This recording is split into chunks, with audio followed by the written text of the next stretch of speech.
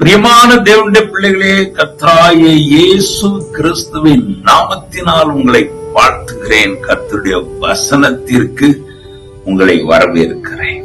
ஆமா, இந்த உலகத்தில ஐஸ்வர்யம் என்று சொல்லும் போது வசதி வாய்ப்பு என்று நினைக்கலாம்.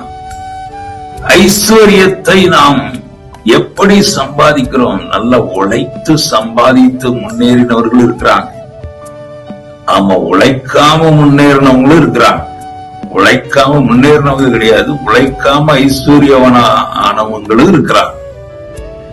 ஆனா இந்த ஐஸ்வர்யம் வேதம் எப்படி போதிக்கிறது என்று சொல்லும் போது, பிலிப்பியர் 4ஆம் அதிகாரம் 19ஆம் வசனத்திலே, என் தேவன் தம்முடைய ஐஸ்வர்யத்தின்படி உங்கள் குறைவை எல்லாம் கிறிஸ்து இயேசுவுக்குள் மகிமையிலே நிறைவாக்குவார்.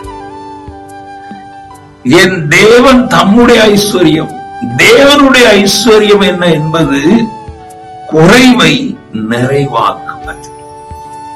இந்த குறைவு எப்படி நிறைவாகும் என்றால், இயேசுவுக்குள், கிறிஸ்து இயேசுவுக்குள் அது நிறைவாகும் என்று சொல்லப்பட்டிருக்கிறார். ஒரு மனுஷன் குறைவோடு இருக்கிறான், குறைச்சலோடு இருக்கிறான். ஐயோ, நான் ஒண்ணுமே பண்ண முடியலையே, நான் என்ன செய்வேன், நான் எங்க போவேன், எப்படி என்னுடைய எதிர்காலம், எப்படி பிள்ளைகளுடைய எதிர்காலம் எப்படி என்று கலங்கி கொண்டு இருக்கிற நேரத்துல இந்த கிறிஸ்து இயேசுவின் மகிமை என்பது நமக்கு பலத்தை தருகிறது. எதை? எல்லாவற்றையும் செய்வதற்கு பலன் தருகிறது. அந்த பலன் நம்முடைய குறைவுகளை என்ன செய்யும்? நிறைவாகும். ஹல்லேலூயா. அதனாலதான் 13ஆம் வசனத்துல, என்னை பலப்படுத்துகிற கிறிஸ்துவினாலே எல்லாவற்றையும் செய்ய எனக்கு பலன் உண்டு. அந்த பலன் தான் கிறிஸ்து இயேசுவுக்குள் மகிமையிலே என் குறைவை அது நிறைவாக மாற்றி நிறைவான சந்தோஷத்தை எனக்கு தரும் என்று சொல்கிறார். ஆகையினால குறைவா இருக்கிறேனே, தாழ்ச்சியா இருக்கிறேனே, நான் குறைந்து போனேனே, நான் ஒன்றும் இல்லையே என்று நினைக்காதீங்க.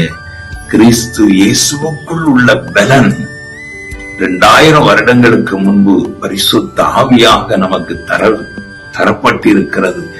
அந்த பலன் நம்மை நிற்க வைக்கும். அந்த பலன் நம்மை ஐஸ்வர்யவானாக மாற்றும், குறைவுகளை நிறைவாக மாற்றும். கலங்காதீங்க, தைரியமா இருங்க. கர்த்தர் பெரிய காரியங்களை நமக்கு செய்வார். ஆமென்.